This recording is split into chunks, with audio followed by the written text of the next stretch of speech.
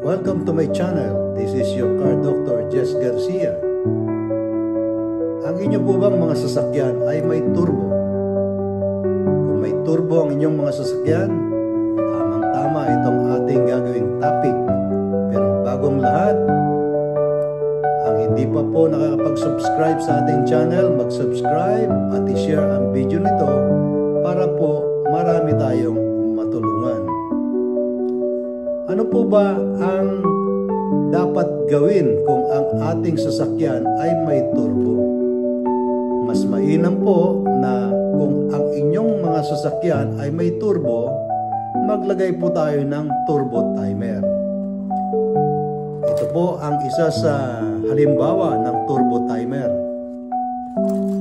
Bakit po mahalaga ang turbo timer sa ating mga sasakyan, lalo na kung may turbo? Unang-una po, para maiwasan ang pagkasira ng ating turbo unit. Karamihan sa atin hindi alam ang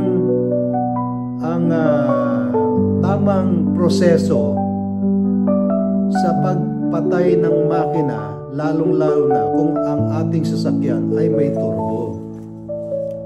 Kaya mahalaga po na meron tayong turbo timer sa ating mga sasakyan kung ang inyong sasakyan ay may turbo. Unang-una, pag pinatay po natin ang ating sasakyan na walang turbo, automatic mamamatay. So, yung pong langis na dumadaan, umiikot doon sa mga bearing ng ating turbo system, hindi po niya mapapalamig. So, pag pinatay natin, araw-araw po natin ginagawa na pinapatay kaagad natin ang ating makina, hindi natin pinalalamig yung langis na dumadaloy doon sa mga bearing, sa mga system ng turbo, mga parts ng ating turbo, yan po ang dahilan ng mabilis na pagkasira ng ating mga turbo unit. So, kaya po mahalaga na dapat meron tayong mga turbo timer sa ating mga sasakyan kung ang ating sasakyan ay may turbo. So, pwede po nating iset itong turbo timer na ito at least 30 second to 1 minute, o pwede nating gawing 1.5 minutes o 2 minutes.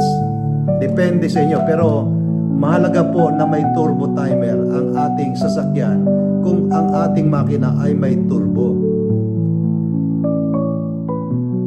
Sa pamamagitan po niyan, maiiwasan natin ang kaagad na masira itong ating mga turbo unit. Ngayon, mahirap po bang magkabit ng turbo timer sa mga sasakyan? Kung kayo po'y bibili ng mga turbo unit, okay, kahit na anong brand, may mga manual po yan. Paano kung walang manual? Okay, so i-demo natin para sa konting kaalaman, basic, okay? Basic.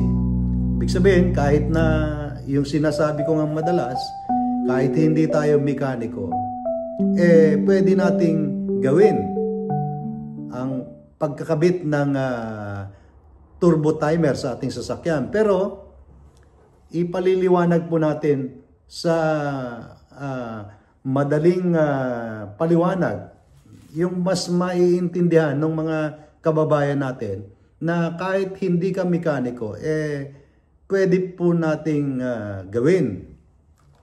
So, ito po yung mga wiring ng mga turbo unit. Ito, example lang po ito. So, itong kulay black na wire, yan, automatic negative yan. Okay? Ground. Iga-ground natin yan. Ngayon, sa mga turbo timer, mayroong gray na wire. At medyo mahaba po yan. Kung mapapansin nyo, yung handbrake natin, merong isang wire yan na nakakonect doon sa handbrake. na pag hinandbrake mo, umiilaw yung handbrake sign doon sa ating dashboard. So, itong gray na ito, yan po ang ating i-connect doon. I-splice nyo lang yung wire na yon, i-connect nyo dito, soldahin nyo, at lagyan ng tape. So, ito po yung gray wire. Papunta yan sa handbrake. Okay? Ngayon, yung pong nalalabing wire, ito, tatlo. Yung tatlo, kung wala naman kayong socket, i-splice nyo na lang to. Ngayon, saan po ba nakakonect yan? Doon po yan nakakonect sa susian. Sa susian, kumuha lang kayo ng tester para ma-check nyo kung saan ba yung positive, yung accessories, at yung ignition. So, ito pong kulay pulang ito po yung positive. Okay? Yung kahit nakapatay ang inyong susi, pag tinest nyo, merong live. So, positive. Yan po, dyan nyo i-connect yung red wire na yan sa positive. Okay? Doon sa ignition barrel nyo, may mga wire dyan. Sa ilalim ng steering. Okay? Sa steering, may wire dyan. Tatanggalin nyo lang yung cover nung plastic cover ng steering column. So, may tester kayo para ma-check nyo kung saan yung positive. So, tanggal yung susi, i-test nyo yung positive. Pag umilaw, yun po yung positive. Ngayon, saksak nyo yung susi. Unang on, accessories yan. Okay? Yung accessories, ito po yung kulay blue. Okay? Kulay blue, yan yung accessories. So, pag switch on nyo, pag unang turn nyo ng susi, accessories yan. And then, kapain nyo kung saan ang iilaw, doon sa tester nyo, yun ang accessories. So, i-slice nyo to, splice nyo yan, ikabit nyo ron sa accessories. Okay? And then, tapean nyo para hindi mag-short. And then, isang turn, ignition. Huwag nyo i-start. Ignition on. Ibig sabihin, iilaw lahat ng mga ilaw nyo doon sa dashboard. Yun ang ignition oil. Ignition on. And then, splice nyo po to at kapain nyo kung saan yung wire na sa ignition at doon nyo ikabit itong kulay green na ito. So, simpleng-simple. Na-itap nyo na doon sa wire, doon sa may ignition barrel, itong tatlong ito. Make sure na naka-tape. And then, pag i-start nyo ng kotse, i-on nyo lang ito para ma-set nyo kung ilang second ang gusto nyo o ilang minutes bago mamatay ang makina ng inyong sasakyan. So, sa pamamagitan ng turbo timer na ito, pag pinatay nyo yung makina, kinuha nyo yung susi, umaandar pa ang makina nyo, pinalalamig niya yung langis at yung mga parts doon sa turbo system nyo. At kung ang sinet nyo ay 30 second, 1 minute, mamamatay ang inyong makina. So, yan ang kagandahan ng turbo timer, lalong-lalo na kung ang inyong mga sasakyan ay may turbo system.